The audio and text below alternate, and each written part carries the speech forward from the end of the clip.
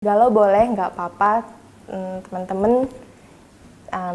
Dari galau itu kita belajar kan, habis ini kita mau ngapain, hidup kita ini harus selanjutnya kan gimana caranya kita juga, pasti kita bisa bermanfaat buat orang lain. Bukan berarti kita sakit kita nggak bisa ngapa-ngapain gitu.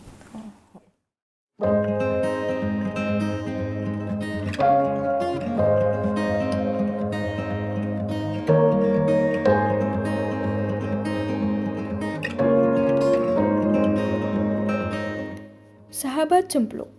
Dua kata ini mungkin terdengar mengemaskan. Namun di balik namanya, ini adalah wadah bagi siapapun yang ingin lebih memahami apa itu penyakit lupus. Sahabat cempluk adalah sebuah komunitas orang dengan lupus atau ODAPUS asal Yogyakarta. Digagas oleh 3 orang, komunitas ini terbentuk 6 tahun lalu pada 2014. Tapi waktu itu namanya masih Sahabat Kupu.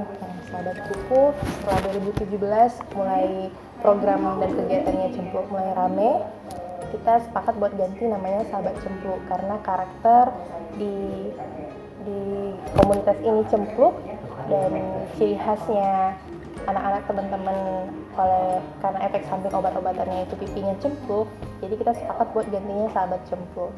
Salah satu penggagas yang masih aktif dalam komunitas ini adalah Ian Sofyan.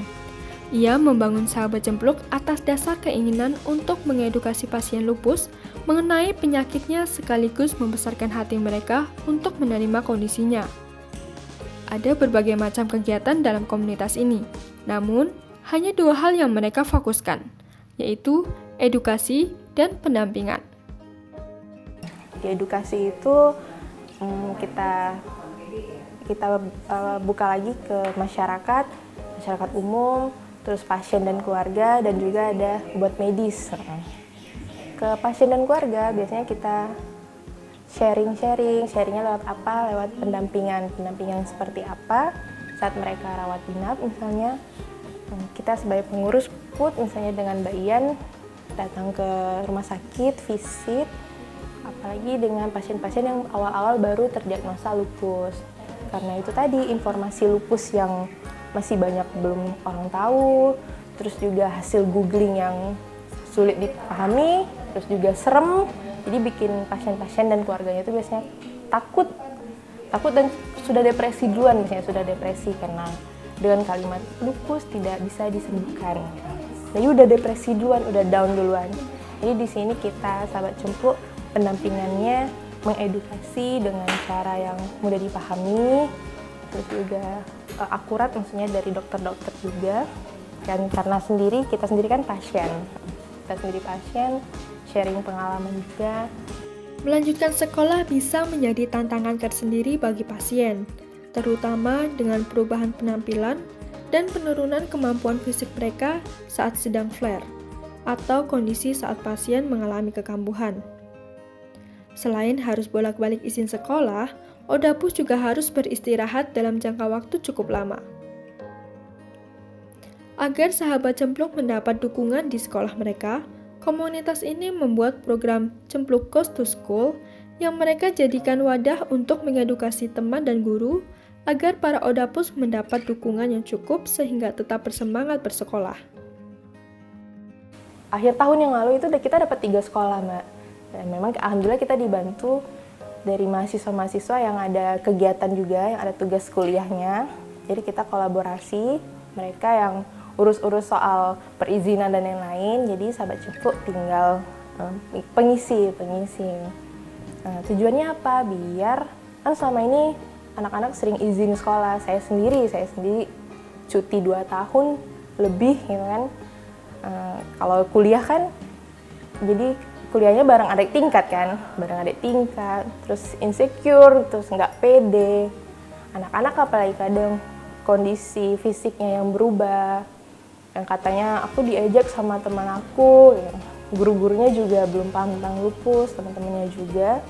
Ya yaudah kita datang ke sekolah anak-anak, kita jelasin tentang lupus. Terus juga ada sesi di mana mereka sesi Mbak Ian ngadain biar kalian tuh paham gimana kondisi yang dirasain teman-teman. Ada sekitar 150 lebih Odapus yang tergabung di Sahabat Cempluk. Mereka berasal dari berbagai daerah di Indonesia yang berobat di RSUP DR Sarjito. Bahkan, beberapa di antaranya berasal dari Riau dan Batam. Ada juga Odapus yang tidak berobat di Jogja, namun tetap bergabung untuk berbagi beban dan sharing. Setiap tahunnya, komunitas ini juga mengadakan acara yang melibatkan semua anggota dari seluruh Indonesia. Acara ini dinamai Pajamas Party. Dulunya 2017 itu kita ngadainnya tepat dengan Hari Lupus Dunia, WLD World Lupus Day, 10 Mei. Nah, karena 2018-2019 bertepatan dengan Ramadan, jadi kita ganti 17 Agustus. Kenapa kita adain 1 tahun sekali? 80% pasien di Sahabat Cempluk itu rata-rata kan dari luar Jogja, terus ada juga malah luar Jawa, dari Riau, Medan, dari Sulawesi, dari Kalimantan juga ada. Jadi butuh dana, terus juga biar ngumpulnya semuanya sama, kita barengin biar sekalian berobat kontrol di Sarjito. Jadi hari pertama anak-anak datang ke Sarjito, kontrol rutin, terus sorenya selesai, biasanya dari pagi sampai sore mereka kontrol, antri obat sudah termasuk, sorenya langsung kita ke penginapan. Kegiatannya apa? Biasanya sore itu kita lomba-lomba, seru-seruan aja, terus ngobrol-ngobrol, kayak gitu kan. Malamnya baru yang kayak acara happy-happy, ada musiknya, terus juga ada door prize-nya, terus nyanyi-nyanyi, acara terus ajang-ajangnya bakat-bakat mereka pokoknya, dokter-dokter juga. Besoknya pokoknya acara seru-seruan. Udah kembali ke kamar kan, biasanya kalau kita suruh, udah ya jam 10 istirahat, jangan lupa minum obatnya.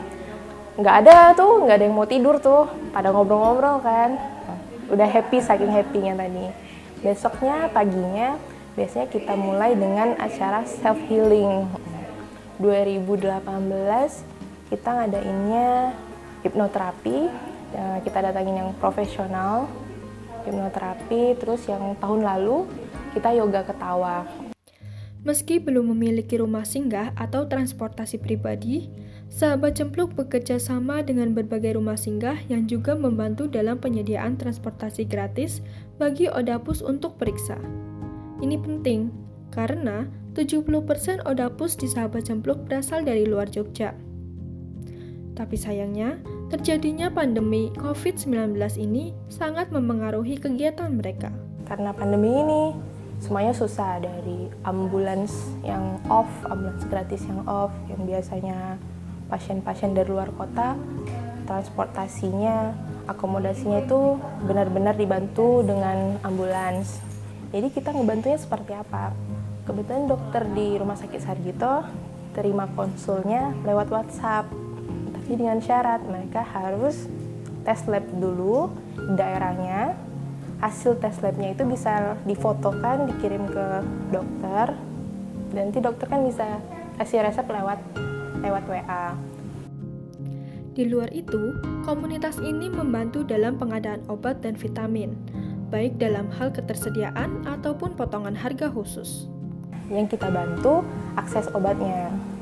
Nggak banyak sih, maksudnya ada beberapa obat yang kebutuhannya rutin harus pasien Cempluk konsumsikan yang belum di cover BPJS.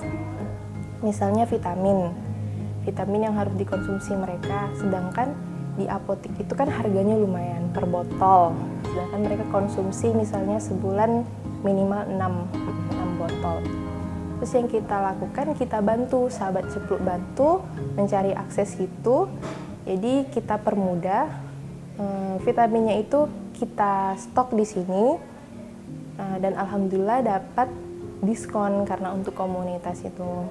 Jadi bisa 50% lebih murah dari apotik. Terus juga kayak di Batam itu obatnya nggak ada. Atau di daerah-daerah lain kayak Pacitan, kayak Jawa Timur di bagian mana itu nggak ada obatnya. Di apotiknya nggak tersedia. Jadi kita bantu juga di pengiriman. Mereka juga memiliki sebuah wadah konsultasi dan diskusi para Odapus di seluruh daerah, baik untuk membahas lupus atau penyakit autoimun lain. secara live streaming maupun via Zoom dengan para dokter. Fasilitas ini dinamai Tok Tok Cempluk. Untuk program ini, mereka juga bekerja sama dengan Ikatan Dokter Indonesia atau IDAI Chapter Yogyakarta, serta Sarjito Lupus Center. Alhamdulillah selama ini Sahabat Cempluk disupport banget dengan IDAI, Ikatan Dokter Indonesia, Dokter Suma, Dokter Cahya, ya, Rumah Sakit Sarjito, Promkesnya. Jadi kebutuhan-kebutuhan anak-anak yang lain. Jadi kalau ada pertanyaan-pertanyaan dari teman-teman, kita jadi lebih mudah untuk menanyakannya dengan dokter-dokternya langsung. Selama ini mereka sangat support. Sebagai penggagas, Ian Sofyan berkeinginan membuat Sahabat Cempluk sebagai pendukung dan penyemangat para Odapus dalam setiap kondisi mereka, terutama di masa paling berat dalam kehidupan pasien. Menurutnya, bantuan terbaik yang bisa diberikan adalah dengan membangun lingkungan yang bisa menumbuhkan mental positif dan berdaya. Sehingga, seburuk apapun kondisinya, diharapkan Odapus selalu bisa bangkit lagi, bergerak terus dengan new normal versi mereka. Sistem dalam Sahabat Cempluk adalah pass by value. Maksudnya, Odapus pada generasi sebelumnya harus menjadi contoh Odapus baru, baik dalam hal pengalaman maupun semangat. Semangat, manfaat, berjuang. Itulah 3 kata yang selalu Ian dan Puput serta Odapus di Sahabat Cempluk katakan. Mereka selalu menguatkan satu sama lain bahwa kehidupan seorang Odapus akan baik-baik saja, bahwa masih ada harapan di depan mata mereka. Puput, sebagai Odapus yang tentunya mengerti kondisi dan perasaan pasien, selalu menguatkan mereka dengan memberi pesan agar tidak melulu galau akan kondisi mereka. Galau boleh, nggak apa-apa, teman-teman. Dari galau itu kita belajar kan, habis ini kita mau ngapain, hidup kita ini harus selanjutnya gimana caranya kita juga, pasti kita bisa bermanfaat buat orang lain. Bukan berarti kita sakit kita nggak bisa ngapa-ngapain gitu.